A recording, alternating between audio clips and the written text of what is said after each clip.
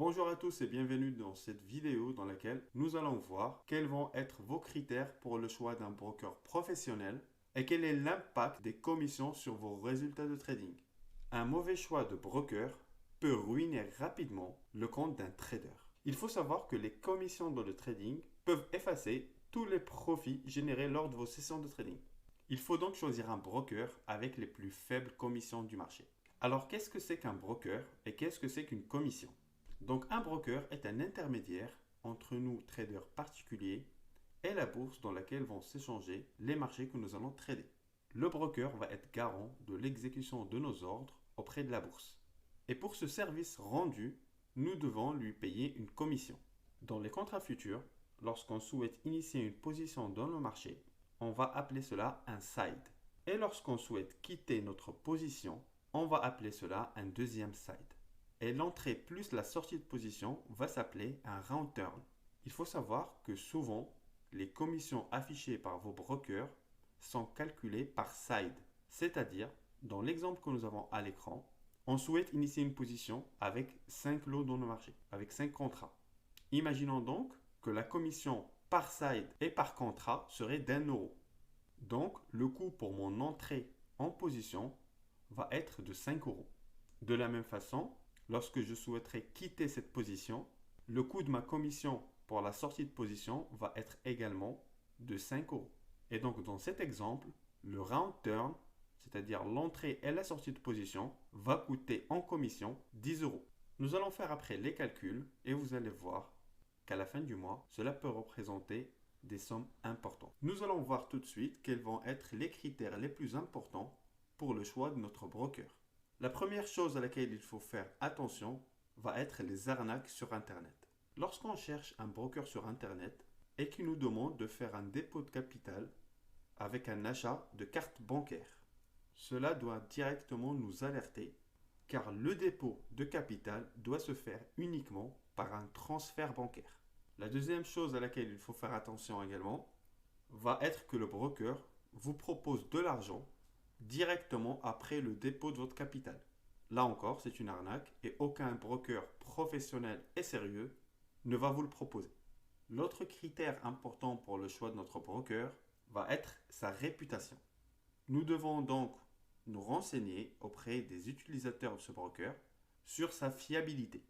Également, lorsqu'on fait du trading au carnet d'ordre, un point important, nous devons avoir une excellente qualité d'exécution des ordres. C'est-à-dire que notre broker doit nous assurer une exécution rapide de nos ordres. Autre point important aussi serait la sécurité. Le broker doit garantir la sécurité de votre compte de trading avec plusieurs niveaux d'identification lors de chaque connexion. Et le critère final et le plus important de tous va être d'avoir les commissions les plus faibles du marché. Alors le premier broker sélectionné va être Interactive Brokers. C'est le broker que j'utilise depuis pas mal de temps, mais c'est également le broker le plus connu et le plus fiable du monde, avec une excellente réputation. Interactive Brokers n'a besoin ni de moi, ni de personne pour faire sa publicité. C'est le broker le plus utilisé par les fonds d'investissement et les traders professionnels. Et si on souhaite devenir professionnel, il faut bien évidemment utiliser les mêmes outils que les professionnels, mais également choisir un broker professionnel. En plus de tout ça, Interactive Brokers offre les commissions les plus faibles qui existent. Nous avons deux types de commissions, des commissions fixes ou des commissions dégressives. Les commissions dégressives diminuent en fonction du volume et du nombre de contrats que nous allons exécuter mensuellement. Pour que cela devienne intéressant, il faut donc dépasser 10 000 contrats exécutés par mois. Bien évidemment, les commissions dégressives ne nous concernent pas en tant que traders particuliers. Alors concentrons-nous sur les tarifications fixes. Prenons par exemple les contrats à terme, donc les contrats futurs, pour le marché américain. Nous allons avoir une commission par contrat et par side qui serait de 0,85 $. À cela se rajoutent les frais de bourse. Si nous prenons par exemple le marché des bons de trésor américains, plus précisément le ZN, qui est l'obligation américaine sur 10 ans, nous allons avoir des frais de bourse qui s'élèvent à 0,75 $. Et à cela va s'ajouter encore des frais réglementaires de 0,02 $ par side et par contrat. Alors si on récapitule, nous avons une tarification fixe de 0,85 $ par contrat et par side, à laquelle nous allons rajouter des frais de bourse qui s'élèvent à 0,75 $ par contrat et par side, donc plus 0,75 plus les frais réglementaires de 0,02 $ par contrat et par side.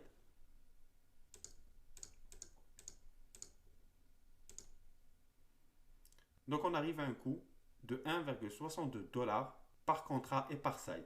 Pour obtenir notre round turn, c'est-à-dire l'entrée et la sortie de position, on va devoir multiplier ce tarif x 2.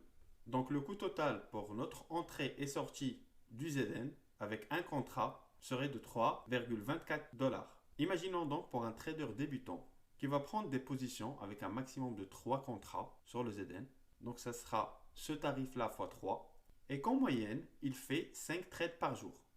Donc ce tarif-là x 5. Ce qui est largement suffisant pour un day trader. On arrive donc à une commission journalière de 48,6 $. Pour avoir une idée de ce qu'on va payer mensuellement, nous allons multiplier ce tarif journalier fois 20 jours ouvrés. On arrive à un montant total mensuel de commission qui va s'élever à 972. Je rappelle que nous avons fait uniquement 5 trades par jour et uniquement avec 3 contrats par trade. Imaginons donc si notre commission était plus élevée, ne serait-ce que de 1,5 $. L'impact sur le montant que nous allons payer mensuellement va être le double. Si on rajoute à cela les frais du data provider, c'est-à-dire notre souscription mensuelle pour avoir les données en live.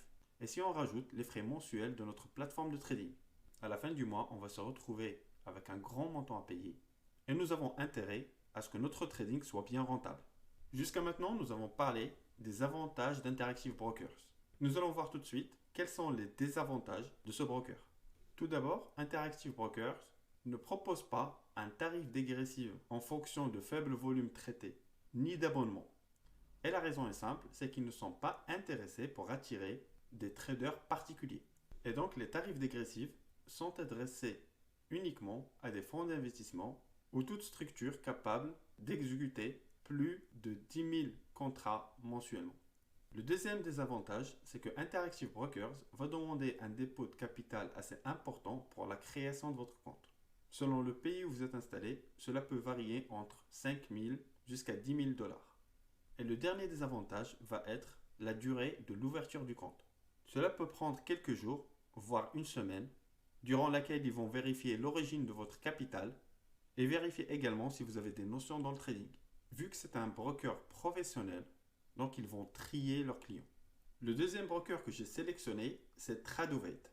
C'est une filiale de Dorman Trading qui a une excellente réputation, mais surtout qui propose des commissions très basses. Tradovate propose également un service de data provider. Pour un trader débutant, pas besoin de souscrire un abonnement chez un data provider externe. Pour recevoir les données en live, on peut tout faire à travers Tradovate. En plus de proposer des commissions faibles, Tradovate vous propose d'ouvrir un compte avec un faible capital de départ.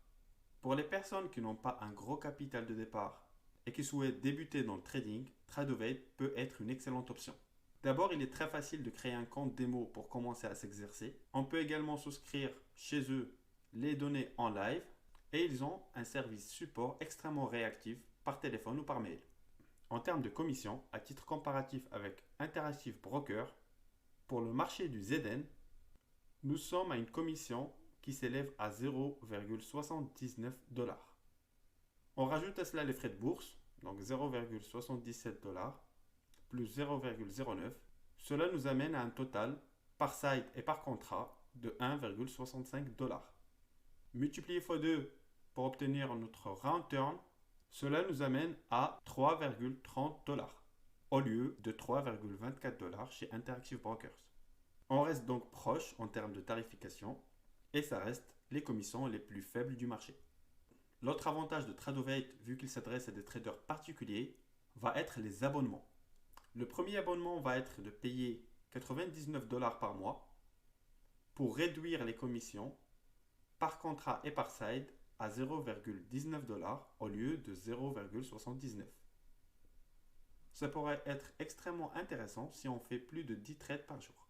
Et le deuxième abonnement va être de payer 179 $ par mois et on sera exonéré de toutes les commissions. On aura payé uniquement les frais de bourse, qu'importe le nombre de contrats exécutés. Il existe d'autres brokers avec de faibles commissions comme AMP ou Stage 5, mais de ma propre expérience, je vous conseille vivement Interactive Brokers comme étant le meilleur choix si vous avez un capital qui peut dépasser 5 000 ou 10 000 $ en fonction de votre pays. Si vous avez un capital plus réduit et que vous débutez dans le trading, à ce moment-là, Tradovate peut être une excellente option.